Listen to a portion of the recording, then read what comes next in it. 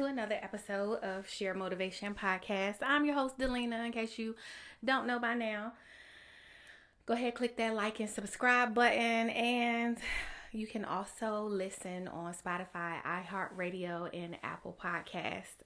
So I'm just going to jump right into it. As you notice, I'm here again by myself. Oh, look at me getting a little bold, okay? So today's topic is called Roots and Reflection. And I just was going down memory lane, I guess, and just reflecting on my journey of motherhood and how motherhood just forces you to confront and deal with issues that you may have laid dormant. And I started thinking about, like, wow, I'm a mom of 3. I can't believe it. Like, that is crazy sometimes, when I think about it. And then I started thinking about everything you have to pour into these kids. This is a different time. It's a different world we live in.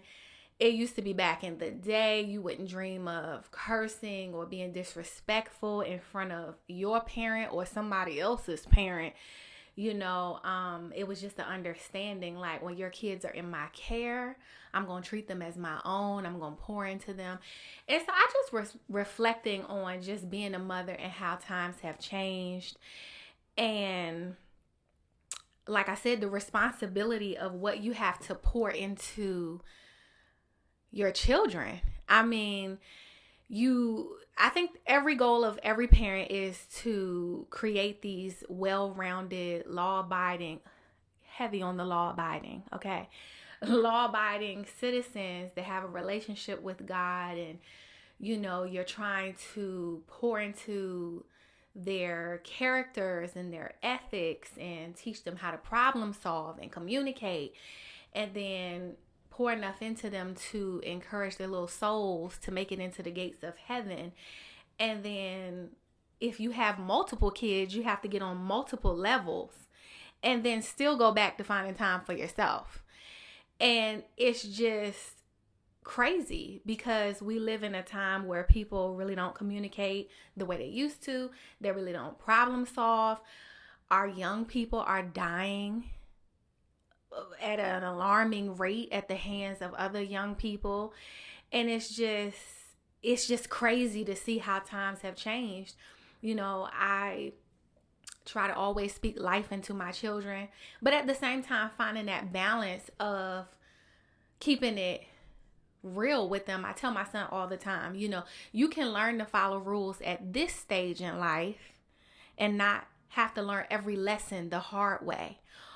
Or when you get my age, you'll go to a facility where people make money off of the fact that there are adults that can't follow the rules and can't make good decisions. And someone will force you to do the right thing. They'll force you to go to bed at a certain time. They'll force you into the structure of your day.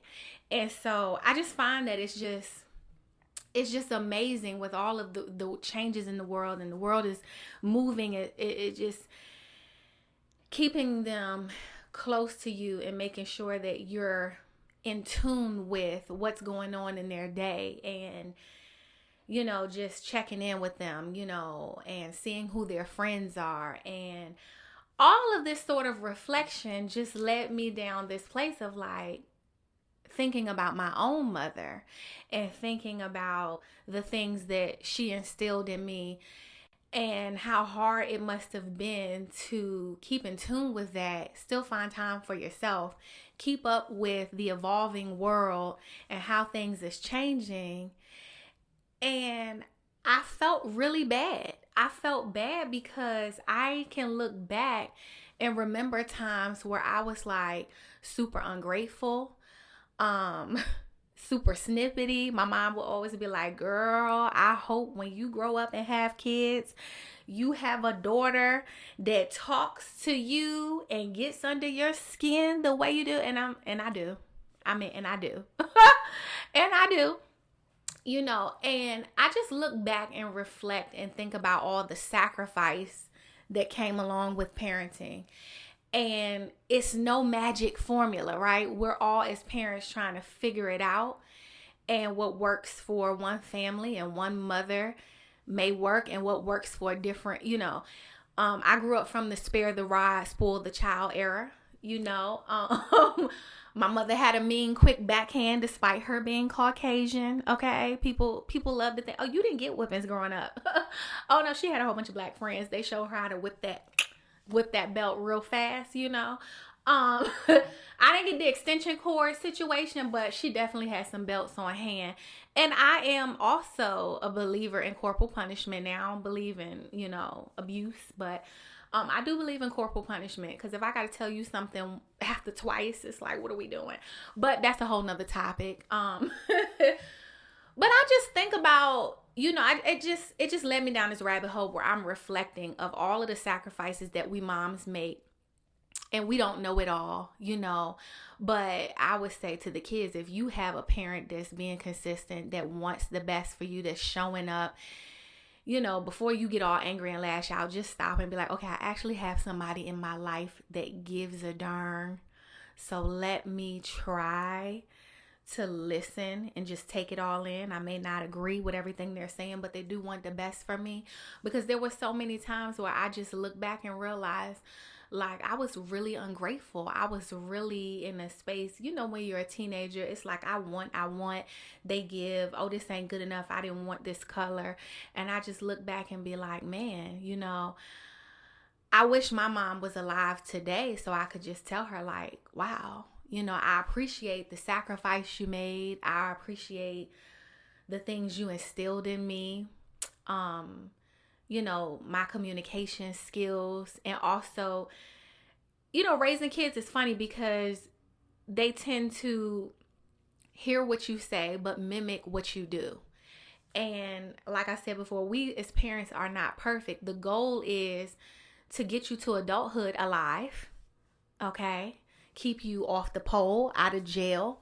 And sometimes our methods are not the best, but we want what's best for you. My daughter always tell me, growing up, you weren't this, and you weren't, you weren't emotional enough, and you weren't, and it's just like, you guys may have caught that episode, and I admitted that, juggling being a new mom and navigating that, I may have left out the cuddly wuddly parts all the time.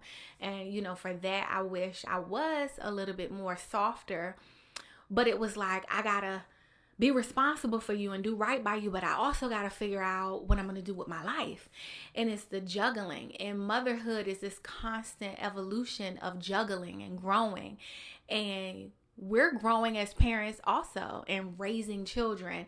And so we have to give our parents some grace, and us parents have to give our children some grace, because they're dealing with things that we didn't deal with necessarily in the same way growing up. I remember growing up, there wasn't really social media. There wasn't all this outside noise and outside influence. And I just always ask,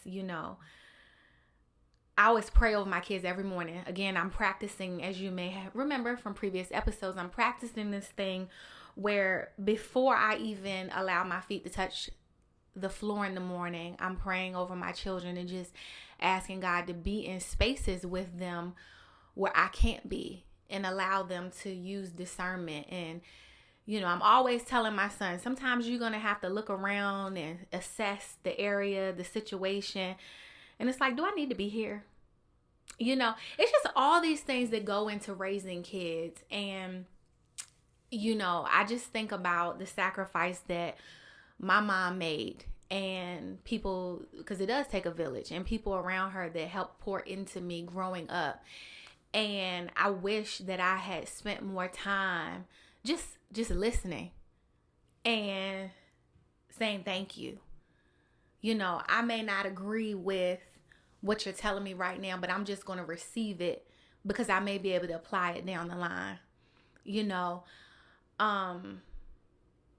In the sacrifices, the jobs that we turn down, the shifts, the opportunities that we miss out on because we may not have a sitter, or we may not have the means to, work all of the moving parts out. It's a lot of sacrifice that goes into just being a parent, and and not even just the biological parents. Sometimes we're fortunate enough to have aunts and grandparents and uncles that pour into us. And so, this episode is really just taking a moment to reflect on those roots and those people that took the time, that actually cared to pour into and to guide, and just recognizing my experience as a mom and the things that it forces you to confront, getting better at your communication styles. If you have children, you have more than one. The way you communicate with the oldest one is not the way you communicate with the youngest one, but the message is still the staple. And so navigating that. And then it's like, you got to pick up kids, drop off kids, get them to practice, help them with homework. You cooking dinner while you helping somebody with homework. That's probably why I got this broken nail right now, because it's like, it's a lot of moving parts. And so, if you're lucky enough, let me just say this, if you're lucky enough to still have your mother, father, aunt, uncle, godparent that took the time to pray with you, pray over you, pray for you, that just was there in your time of need, call them up, tell them thank you, tell them how much you love them, shoot them a text, like, it's free. Do it, because I guarantee you the minute you lose them, you'll wish that you had this moment to do so. So if you just take a moment and think about that, shoot them a text, say, I love you, thank you. They'll be like, for what? Just for everything, like just your whole face, just appreciate you, boom.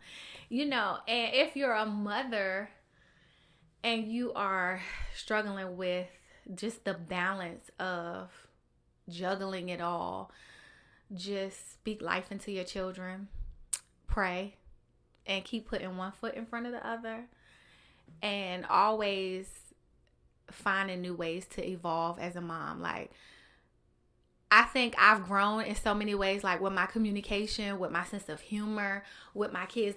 My sons think everything is funny. Everything is a joke. I got an 11-year-old and a 6-year-old. Everything is funny. But they help me in ways too. Like, I just love them so much. I know they'll have this episode for years to come, but they challenge me in ways that I could have never imagined. They give me a different viewpoint about life. They help me see that everything is not so serious. And it's a great day in the land of the living, because you can still feel, you can still cry, you can still laugh, you can still cherish and make memories with your kids and still pour into them. And I'm grateful for that. My mom never got to see her grandchildren. And so I'm happy, and I'm just reflecting on the fact that I get to see them grow into these little people, and it's little pieces of me in there. And I can look back on like a year, 2, 3 years and see how they've grown and how they're evolving. And it just makes me, it's very rewarding. Being a mother is very rewarding. It also comes with a set of challenges. I think my biggest fear in terms of being a mother is the things you can't protect them from, the things you can't be there in those small spaces, in those rooms. The scare of the disappointment of them making the very decisions that we talked about. We talked about this was going to happen. This was going to come up. It's like they're in the game of life, and you were the coach, and you're spending all this time preparing them, and they can still go out here and do great things. But there are also these moments of like great disappointment. And it's just navigating that and not beating yourself up as a mom as if somehow you failed, but encouraging them to always do better, always keep putting one foot in front of the other. And it's okay if you made this mistake. I'm going to love you through it. I'm going to tell you you're wrong, and I'm going to give you some ways to get on some course correction, okay? But I'm going to still love you through it. And it's like the hardest thing to navigate. But I'm grateful for the experience. And I'm just trying to be in a space where every day I'm trying to learn something different about my kids. I'm always asking them, how was your day? What did you eat? What friends did you talk to today? What are they doing? I'm always just trying to keep in tune with all those little nooks and crannies of their little worlds and their lives, and just praying that God gives them the spirit of discernment to make good choices and be in rooms with people that want to see them do well.